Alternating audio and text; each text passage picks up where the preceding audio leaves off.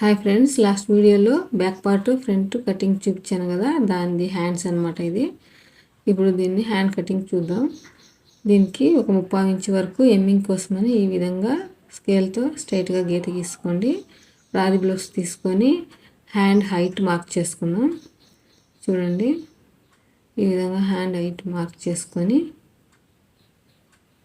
ఇంకా hand loose చంకరం దగ్గర ఎంత వచ్చిందో చూడండి, కరెక్ట్గా మార్క్ చేసుకోండి.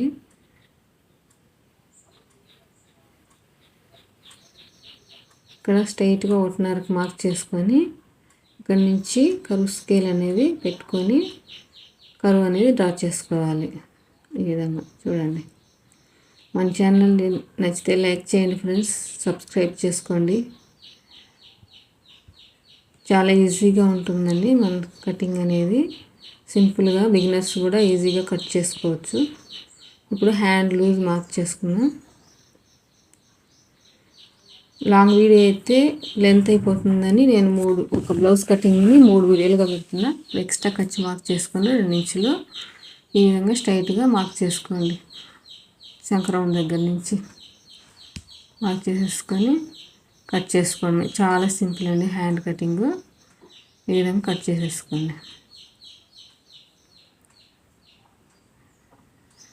కట్ చేసుకున్న తర్వాత ఇప్పుడు ఈ హ్యాండ్ లోతు తీసుకోవాలి. దానికి 2గా తీసేయండి. 2 పార్ట్స్ ఈ విధంగా తీసేసి చాలా సింపుల్గా మనం హ్యాండ్ కర్వ్ అయితే తీయచ్చు అనమాట. చూడండి, 1 ఇంచ్కి మార్క్ చేసుకోండి. ఇక్కడ లోపలికి 1 ఇంచ్కి, ఈ రెండుకి మధ్యలో ఒక 1/2 ఇంచ్ మార్క్ చేసుకొని ఈ విధంగా 3 మార్కులు కలుపుకొని ఒక షేప్ అనేది డ్రా చేసుకోండి.